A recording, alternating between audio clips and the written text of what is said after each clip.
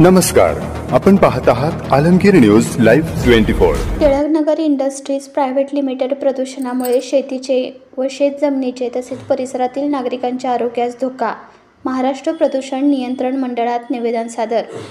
आज दिनांक 14 जुलै 2025 रोजी सोमवारी महाराष्ट्र प्रदूषण नियंत्रण मंडळाच्या अधिकाऱ्यांना गणेश मेहत्रे व ग्रामस्थांनी निवेदन दिले।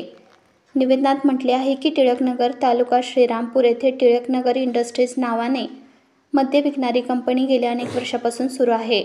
सदर कंपनी चालू झाल्यापासून कंपनीचे दूषित सांडपाणी मळीमुळे परिसरातील अनेक नागरिकांचे शेतकऱ्यांच्या शेतीमध्ये कंपनीचे सांडपाणी गेल्यामुळे शेती नापीक झाली असून शेतकरी उद्ध्वस्त झाला आहे। विहिरीमध्ये मळी मिश्रित पाणी गेल्याने पिण्यासाठी स्वच्छ पाणी राहिलेले नाही।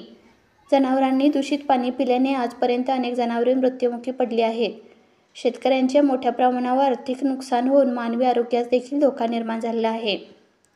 शेतकऱ्यांच्या उपजीविकेचा प्रश्न निर्माण झाला आहे।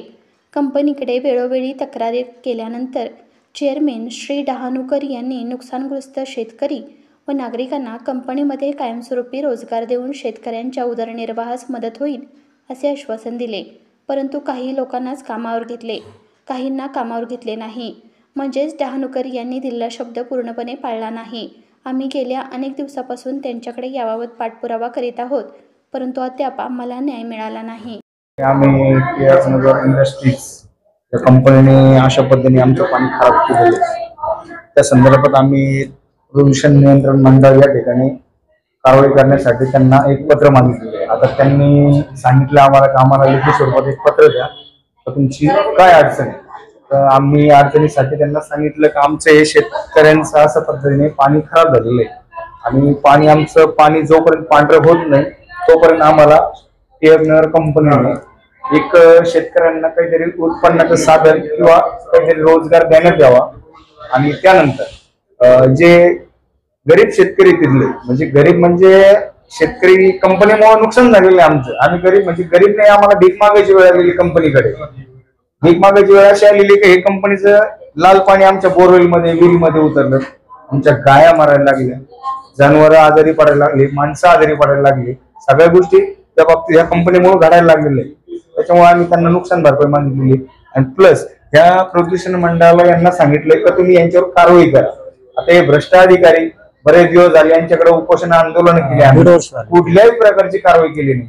आम्ही 2008 पासून उपोषण आंदोलन केलेले, आमच्याकडे लेखी पुरावे प्लस आमच्याकडे पाणीचे रिपोर्ट आहे, यांचेच रिपोर्ट आहे आमच्याकडे प्रदूषण मंडळाचे। ते काय म्हणतात की आम्ही निरेल दिले, मग निरेल दिले मग तुम्ही काय करताय, बरोबर आहे का नाही। निरेल दिलंय तर मग तुम्ही सरकारी गव्हर्नमेंट अधिकारी असून गेल्या 2008 सालापासून तुम्ही आतापर्यंत काय केलं। आता 2025 चालू आहे आणि कंपनी बंद झाली म्हणून सांगतात। अहो शेतकऱ्यांचं नुकसान झालं, पाणी लाल झाले, त्यांना रोजगार उपलब्ध ज्याच्यापासून भेटत होतं समजा। आता हे पाणी तुम्ही बघू शकता अशा पद्धतीचं पाणी, आता हे पाणी गाया पिल्यानंतर गाया मरतील नाही तर काय होते आणि त्यातल्या त्यात ते म्हणतात की पाणी पिण्यायोग्य आहे, शेतीसाठी योग्य आहे। आता यांना लाज वाटायला पाणी अशा पद्धतीचं पाणी ते पिण्यालायक आहे का, बघू शकता तुम्ही अशा पद्धतीचं पाणी आणि शेतीसाठी योग्य म्हणतात। असे रिपोर्ट देऊन शेतकऱ्याची फसवणूक करताय। गेल्या 2008 सालापासून आज 2025 चालू आहे, तेव्हापासून आम्ही त्यांच्याकडे वारंवार म्हणजे तक्रारी आंदोलन उपोषण सगळ्या नोटीस दिल्या, लेखी दिलेल्या आहे, कलेक्टर साहेबांना आदेश दिले, कलेक्टर साहेबांनी आदेश काढले की समिती नेमवा, तरी देखील कुठल्याही प्रकारची समिती नेमली नाही। आता ह्या भ्रष्ट अधिकाऱ्यांबरोबर काय कारवाई करायला पाहिजे। आता गव्हर्नमेंटने याच्याकडे लक्ष देऊन या शेतकऱ्यांचं पाहणी करण्यात, जर समजा आम्ही शेतकरी आम्ही गुन्हेगार जर असलो तर आमच्यावर कारवाई करा, पण तुम्ही जर समजा हे जर पाणी असं खराब असलं आणि शेतकऱ्यांचे जर हाल करायचे असले, माणसं मारायला लागले, शेतकरी मारायला लागले, तरी देखील कुठल्याही प्रकारचं शासन लक्ष देत नाही।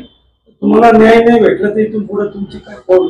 आता आम्ही उपोषण आंदोलन केले, आता आम्ही डायरेक्ट कंपनीच्या समोर जाऊन कंपनी सील करणार आणि जे होईल आमच्यावर कारवाई आम्ही बघण्यात येईल। काय आमच्यावर कारवाई गुन्हे दाखल होईल, काय अडचण आहे, अशी वेळ आम्ही